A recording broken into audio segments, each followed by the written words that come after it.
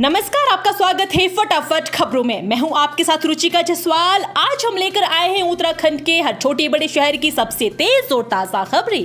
तो चैनल को सब्सक्राइब कीजिए और वीडियो कहां से देख रहे हैं कमेंट बॉक्स में जरूर बताएं।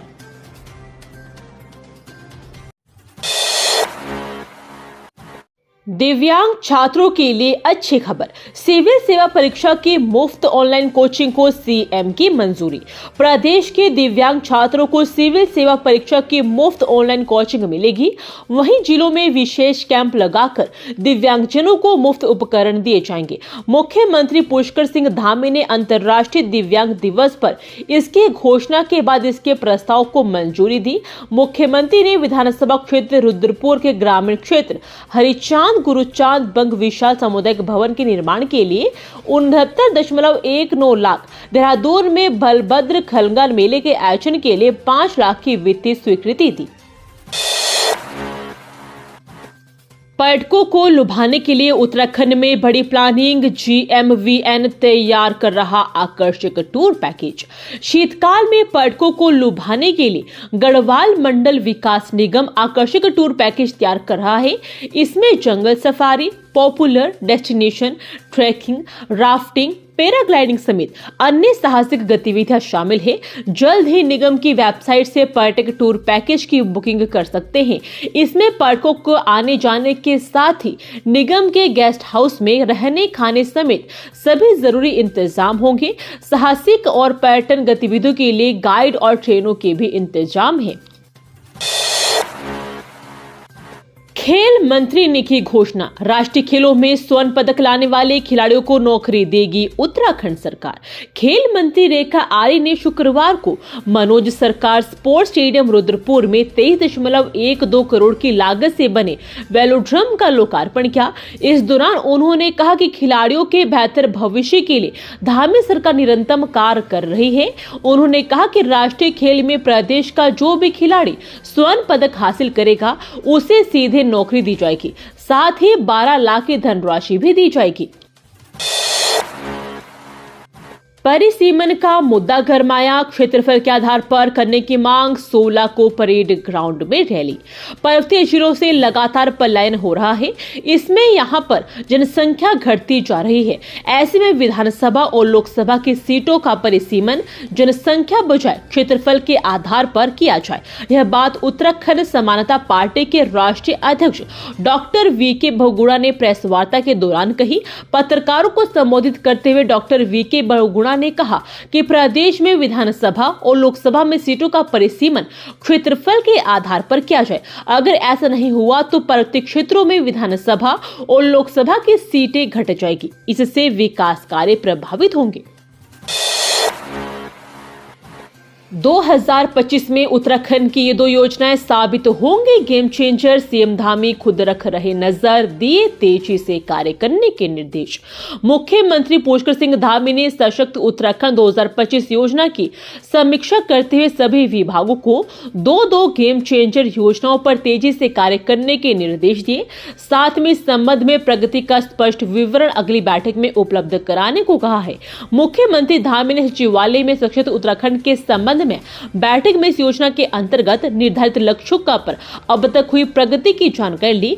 उन्होंने कहा कि विभागों को रजत उत्सव वर्ष तक 2 गेम चेंजर योजनाओं पर कार्य करने के निर्देश दिए गए थे। चुनावों को लेकर सिस्टम सक्रिय। मतदाता यहां ऑनलाइन देख ले अपना पोलिंग बूथ। निकाय चुनाव को लेकर सिस्टम सक्रिय हो गया है। देहरादून समेत सभी निकायों की मतदाता सूची और पोलिंग बूथ की जानकारी राज्य निर्वाचन आयोग की ऑनलाइन स्थानीय निकाय मतदाता सूची पोर्टल पर उपलब्ध करा दी गई है। अब मतदाता घर बैठक अपने पोलिंग बूथ की जानकारी ऑनलाइन देख सकते हैं। हालांकि इसमें खामियों की भी शिकायत मिल रही है। कुछ मतदाता सूची से नाम गायब होने तो कुछ 2 बार नाम दर्ज किए जाने का आरोप लगा रहे हैं। महत्वाकांक्षी परियोजना सोंग बांध पुनर्वास और निर्माण के लिए 1 अरब से अधिक की राशि को मंजूरी। देहरादून जिले में सोंग बांध निर्माण और पुनर्वास कार्यों के लिए 1 अरब से अधिक की राशि मंजूर हो गई है। इस राशि से माल देवता क्षेत्र में बांध निर्माण के तहत क्षेत्र में 10 किलोमीटर अधिक लंबी सड़क और पुल निर्माण कार्य होगा। सिंचाई विभाग की महत्वाकांक्षी सोंग बांध परियोजना है।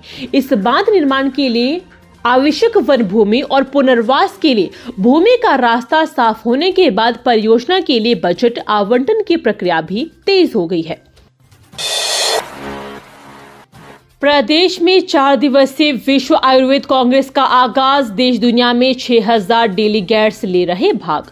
उत्तराखंड में 4 दिवसीय विश्व आयुर्वेद कांग्रेस का आगाज हो गया है, जिसमें देश दुनिया से 6000 डेलीगेट्स भाग ले रहे हैं। पहले दिन 50 सत्रों में विशेषज्ञों ने शोध पत्र पेश कर आयुर्वेद चिकित्सा पर मंथन किया। सम्मेलन में 54 देशों के 350 से अधिक डेलीगेट्स पहुंचे हैं। वहीं आयुर्वेद एक्सपो में देश भर से नामी आयुर्वेद फार्मा कंपनियों ने अपने उत्पादों की प्रदर्शनी लगाई है, जहां पर आम लोग आयुर्वेद की जानकारी ले रहे हैं। आयुष मंत्रालय के सहयोग से पहली बार उत्तराखंड विश्व आयुर्वेद कांग्रेस एवं आरोग्य एक्सपो की मेजबानी कर रहा है। सरकार ने नहीं ली सुध, ग्रामीण खुद ही जुटे डोडीताल ट्रैक सुधारने में। देश विदेश से पहुंच रहे ट्रैकर। उत्तरकाशी डोडीताल ट्रैक सालों से बदहाल पड़ा है। इस पर ट्रैकर और ग्रामीण जान जोखिम में डालकर आवाजाही कर रहे हैं। लंबे समय से जो प्रशासन और वन विभाग से गुहार लगाने बाद भी इसकी स्थिति नहीं सुधरी, तो ग्रामीण स्वयं ही श्रमदान कर ट्रैक के निर्माण में जुट गए हैं। अगोड़ा गांव में डोडीताल तक प्राकृतिक सौंदर्य से भरा करीब 16 किलोमीटर का ट्रैक है। डोडीताल समुद्र तल से करीब 3000 मीटर से अधिक की ऊंचाई पर स्थित है। मॉनसून के दौरान यह ट्रैक 3 स्थानों हलम्याती सहित चंजाका नामे तोक में क्षतिग्रस्त हो गया था। साथ ही देवरा गाड़ में अस्थायी पुलिया भी बह गई थी। देहरादून आ रहे हैं तो सावधान, भीषण जाम का नया जोन बना ये बाईपास, कहीं घंटों ना हो जाए बर्बाद। देहरादून की सबसे अधिक चौड़ी सड़क की बात करें तो वह है हरिद्वार बाईपास रोड। इसके बाद भी राष्ट्रीय राजमार्ग का यह हिस्सा वाहनों के मौजूदा दबाव को झेलने के लिए सक्षम नहीं है। यह पूरी सड़क जाम का नया जोन बन गई है। बावजूद इसके यातायात पुलिस का ध्यान अभी शहर के अंदरूनी हिस्सों पर ही केंद्रित है। इस कारण जब भी हरिद्वार बाईपास रोड पर जाम की समस्या बढ़ जाती है तो पुलिस को जानकारी नहीं मिल पाती है, जानकारी देरी से मिलती है। उत्तराखंड के मकान मालिकों और किराएदारों के लिए बड़ी खबर, स्टाम्प शुल्क किया जाएगा कम। स्टाम्प एवं रजिस्ट्रेशन से आय बढ़ाने के लिए भूमि की खरीद व बिक्री के अतिरिक्त अन्य क्षेत्रों में भी संभावनाएं खंगाली जा रही है। विशेष रूप से मकान मालिकों और किराएदारों के बीच विधिवत अनुबंध या किरायानामा को प्रोत्साहित किया जाएगा। प्रदेश में तेजी से शहरीकरण बढ़ाने के साथ ही शहरों में किराएदारों की संख्या भी बढ़ी है, लेकिन ठोस पहल के अभाव से किरायानामा को लेकर उदासीनता बढ़ती जा रही है। सरकार ने इस क्षेत्र में अन्य उपायों की ढूंढ के साथ ही स्टाम्प शुल्क की दरों में कमी लाकर किरायानामा को बढ़ावा देने के निर्देश दिए हैं। तिलक लगाकर पहुंची छात्रा, शिक्षिका ने किया क्लास से बाहर। हिंदू संगठनों का स्कूल में हंगामा। तिलक लगाकर स्कूल पहुंची छात्रा को कक्षा से बाहर करने पर आक्रोशित हिंदू संगठनों के कार्यकर्ताओं ने विद्यालय प्रशासन का घेराव किया। विद्यालय प्रबंधन की ओर से भविष्य में ऐसा न किए जाने का आश्वासन देने पर कार्यकर्ता शांत हुए। ये थी आज की फटाफट खबरें। हम मिलेंगे अगले बुलेटिन में, तब तक के लिए धन्यवाद। जय हिंद।